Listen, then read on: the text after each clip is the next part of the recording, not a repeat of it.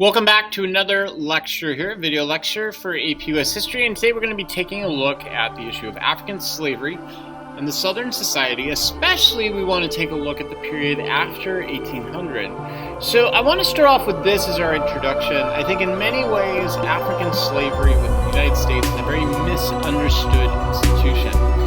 Why is this the case? Well, I think the reason why has to do with this sort of general argument people often give about, slavery has always been around and people always held slaves. Well, it's a tragedy. We do need to see that European slavery, North American slavery, was just a part of the tragedy of human experience. There's some truth to that. Ancient slavery did happen in pretty much every society. There were very few who didn't. For example, the Persian society did not allow for slavery, but other than that, pretty much every society did. Ancient slavery was due to debt and war. So, for example, people would actually sell themselves into slavery in order to pay off debts, or people who were conquered would be put into slavery due to war. Another good example of that argument about how extensive slavery was, and it was just a part of the human experience, is a trans-Saharan slave trade up in northern Africa. The scope of the trans-Saharan slave trade was actually extremely large.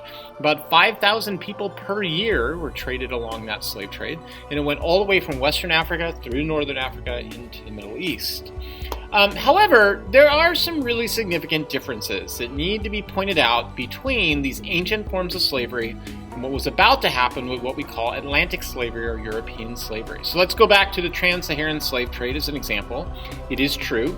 Africans were sold into slavery. In fact, Africans oftentimes sold other Africans from kingdoms and from local tribes into slavery.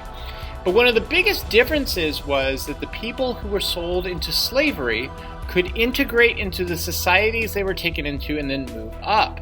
We have plenty of stories in which people who were taken as slaves would eventually become servants, they would become heads of households, and they would become members of the government in many of these societies. It was very different from European slavery.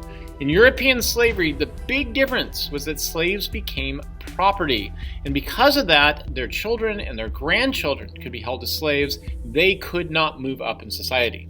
So European slavery is best known through the model of what's called the triangle trade. Now, to be quite honest, this does not represent European slavery very well. It's just a model we use that basically says that Europeans would sail south from Europe to Africa, then they would sail west over to the Caribbean, where they would sell African slaves and then take their profits back to Europe.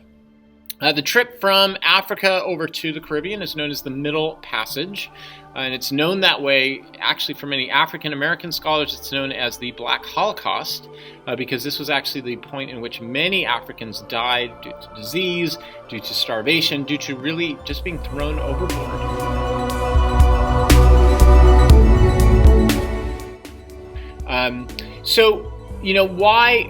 What are then some of the other differences? Well, again, what's so important to remember is, number one, the European slavery involved 3 continents. Number 2, slaves were held as property. And number 3 was that slavery took place within the context of mercantilism, the fight between nations over natural resources. That becomes really important. Okay, so one of the other big misunderstandings, slavery actually began in the North.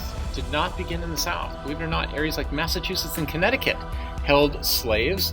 Typically, slaves worked within households, but also the North would be the first one to free slaves after the Constitution was passed. The South developed slavery really in their mind as an economic necessity in order to do farming for tobacco and then eventually for cotton production. And eventually, after the Constitution, the belief was that slavery was just going to die on its own. It really couldn't keep up with industrial types of labor. But what changed all of that was the cotton gin. Cotton gin, created by Eli Whitney in about 1794, changed everything. The reason why is once you have the cotton gin basically separates seeds from the cotton. That means you need more slaves. Why do you need more slaves? Because you need them to farm more cotton. So from here on out, slavery is going to expand, and it's going to become both economic and racial. But it's also going to be about something else that's very important. And that has to do with something that we today call whiteness as an identity. I know, you're like, what the heck is that? Whiteness. Actually, it does become really important. And what I mean by whiteness is that people who were white or European would oftentimes define their identity contrary to that of being black or being a black slave.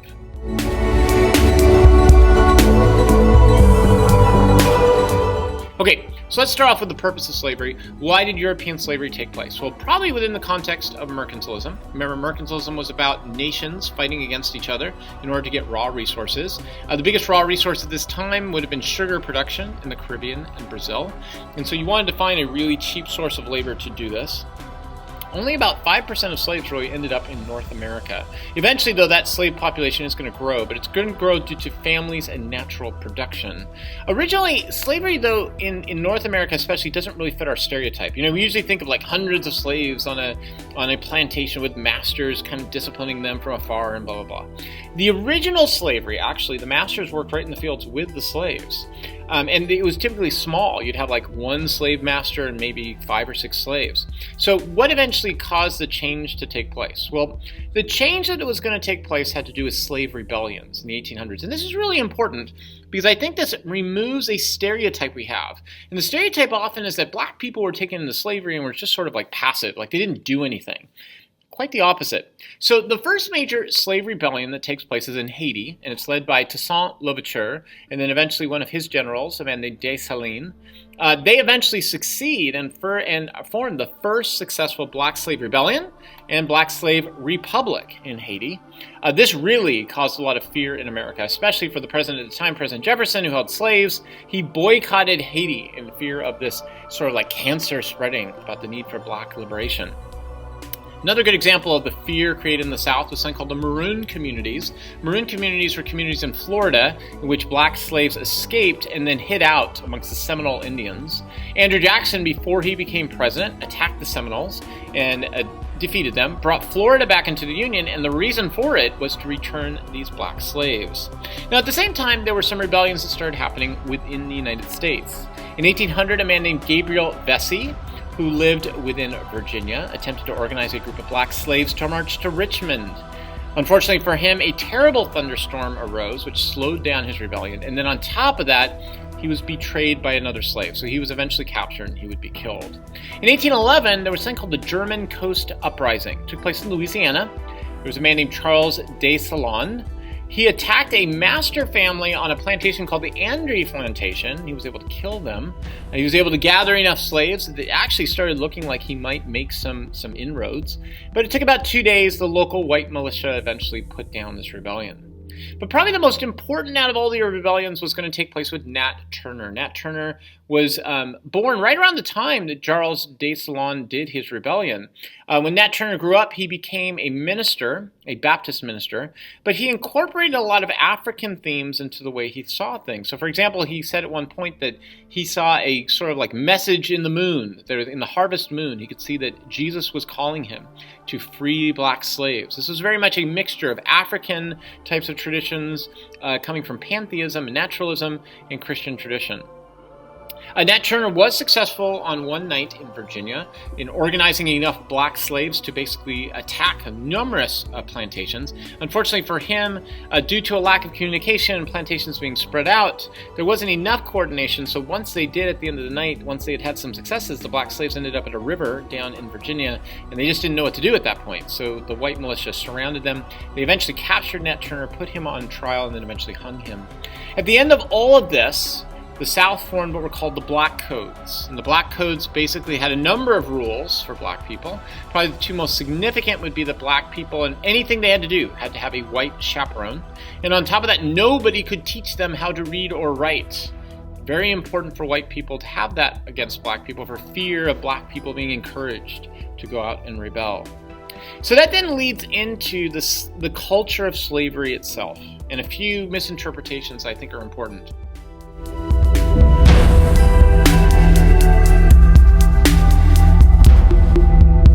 Probably the biggest is the notion that black people had no agency, that they basically had been so destroyed by slavery that they did nothing about it. Now, in some ways, I do feel some sympathy towards this argument, and here's why.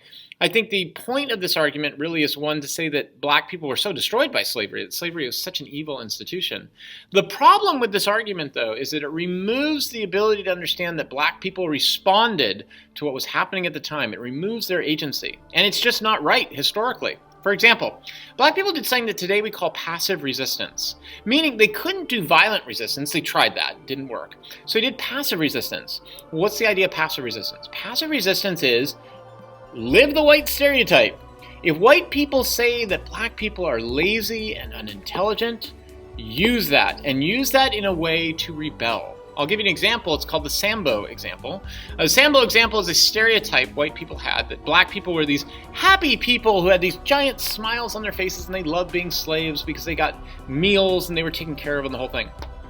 We now know that black people gave that outer expression so that then they could rebel on a minor basis. Well, how did they rebel? Well, for example, if a white person told them you have to do a job by a certain time in the day, they would act as if they didn't understand what they were being asked to do. And then they could just basically play off this idea that they weren't really all that intelligent. How are they supposed to know what to do? When in actuality, they knew exactly what they were doing. They were rebelling against the orders of white people. Another example was family resilience. White people separated black families when they would basically, after buying black families, they would separate them out in different places to have them work on different plantations. So what did black people do when they went to new plantations? They formed their own rituals to get married and have families. Good example of that within the African American community is something called jumping the broom, which is basically just a way to, basically you use jumping over the broom to demonstrate that you were now married to somebody and that you would establish a family. Another good example is black churches. So at this time, like I said, with the black codes, you could not do anything without a white chaperone. So in black churches, there would be a black minister who would be a slave, and they would sing songs. And these songs were African spirituals talking about going down to the river. Okay, going down to the river, what does that mean? Well, to the white slave owner, it's obvious. That means going down to the river to be saved in the next life when you get to go to heaven.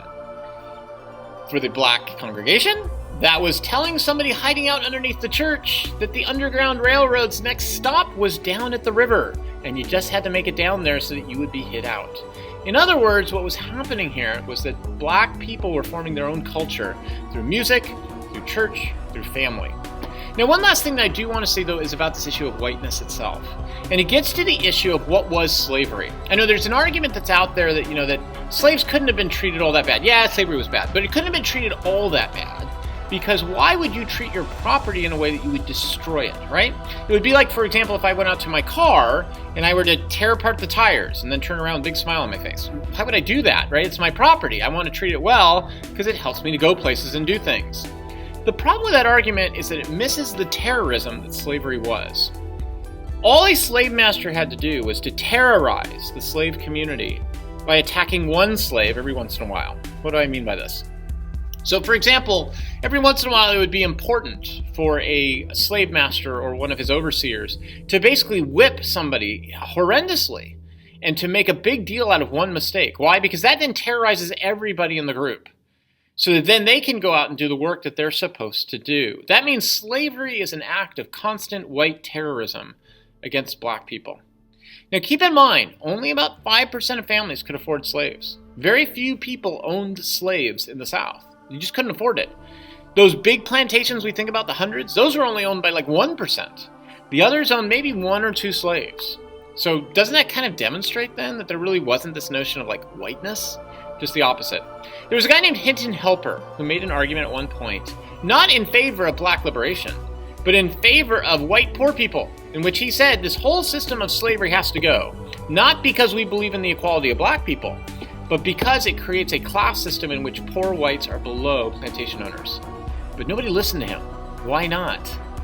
Because if you were a poor white person, you could say, at least I'm not a black slave. In other words, black slavery became a way to define being white. And by being white, even if you were poor, you could still be over someone. So in the end, slavery was not just about economics. It was not just about race.